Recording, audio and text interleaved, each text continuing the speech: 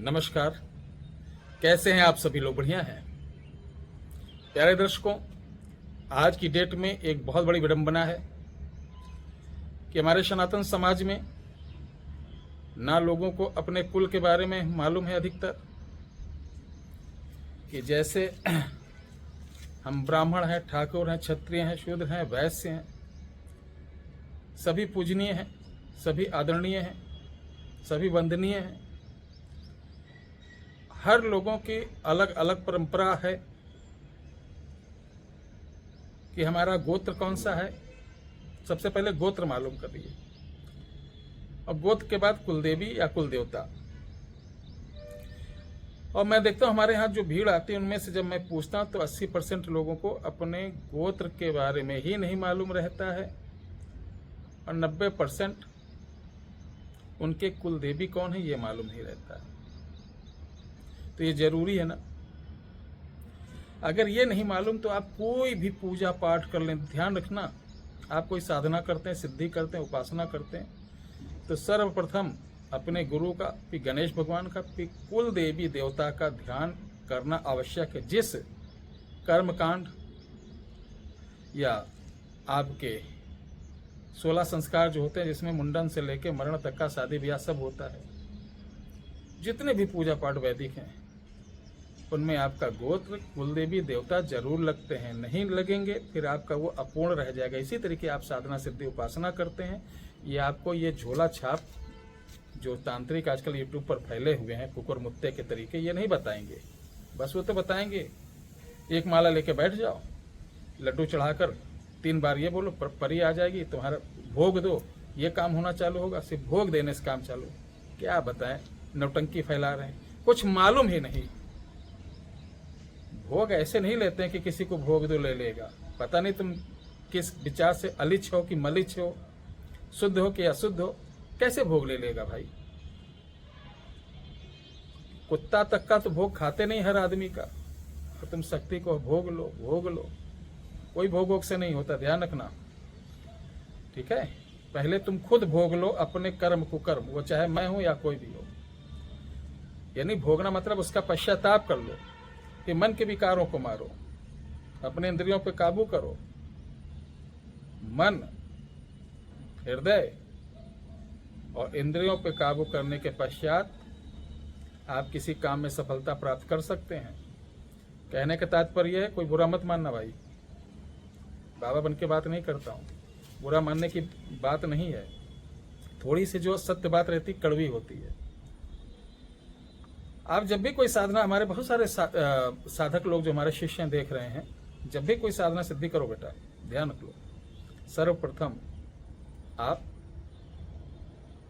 भगवान गणेश का, गुरु का और अपने कुल देवी देवता पितरों का आशीर्वाद लेके जरूर करो। अगर ये नहीं तो सब बेकार। शादी ब्याह में देखो सबसे पहले उन्हीं को निमंत्रण दिया जाता है, कुल खानदान के देवी देवताओं को, ठीक है। तो चलिए आज हम प्रयास करेंगे, कुछ हमने डायरी तैयार की है कि अगर आपका गोत्र मालूम है तो मैं बताऊंगा कि आपकी कुलदेवी कौन है। तो चलिए बताता हूं, नोट कर लीजिए। अगर आपका गोत्र वामदेव है तो आपकी कुलदेवी होंगी वामेश्वरी। और आपका गोत्र अत्रि है, अत्रि अधिकतर देखा गया हमारे उत्तर प्रदेश में, हमारे यदुवंशी भाई जो लोग हैं वीर होते हैं, अत्रि यदुवंशी। पहले देखिए यादव वंश के लोग गाय पालते थे तो यदुवंशी होते थे। अब साउथ अफ्रीकन भैंस पालने लगे, अच्छी बात है, लेकिन इसमें कोई माइंड करने की बात नहीं, कोई बुरा नहीं मानने की बात है। हर यदुवंशी के यहाँ गौ माता होना जरूरी है, ठीक है। तो यदुवंशियों की कौन सी है? शिवप्रिया कुलदेवी, और जिसका विश्वामित्र गोत्र है उनकी जया देवी। वशिष्ठ गोत्र वालों की जो कुल देवी है वो सत्या और भट्टरिका। भृग जिसका गोत्र है विश्वेश्वरी। कंठव जिसका गोत्र है भद्रविलासिनी। सौनक जिसका गोत्र है कांता देवी। पराशर जिसका गोत्र है प्रभावती या संघारी। कपिल जिसका गोत्र है वो शांता देवी। गौतम गोत्र जो मेरा है, ठीक है, मेरा गोत्र क्या है? गौतम गोत्र। हम लोग मिश्रा हैं, डलिया मिश्रा है, और गोत्र क्या है? गौतम। तो गौतम गोत्र वालों का विकार वशा या विशालेशा ये देवी है। गर्ग, ये शुक्ल लोगों में बहुत पाया जाता है। गर्ग गोत्र की परमेश्वरी।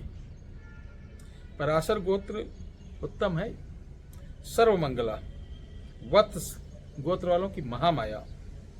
सांडिल्य गोत्र की कत्यायनी या मध्यायनी। शौनक वालों की कांता देवी। जिंदल गोत्र वालों की बाला सुंदरी। भरद्वाज जो गोत्र होता है बहुत सुंदर होता है, योगेश्वरी या मार्कंडे। अच्छा, योगेश्वरी हैं। मार्कंडे जो गोत्र हैं उनकी कुलदेवी कौन है? विंध्यवासिनी। वाह, विंध्यवासिनी है मार्कंडे वाले।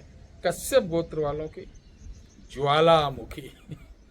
अब देखिए कश्यप क्या होता है, जब किसी को कोई गोत्र नहीं मालूम रहता है तो क्या लगा देते हैं? कश्यप। मूल जड़ वही है, ठीक है, ये ध्यान रखना। एक गोत्र है यज्ञवल्क्या, इनके कौन से? दुर्गेश्वरी।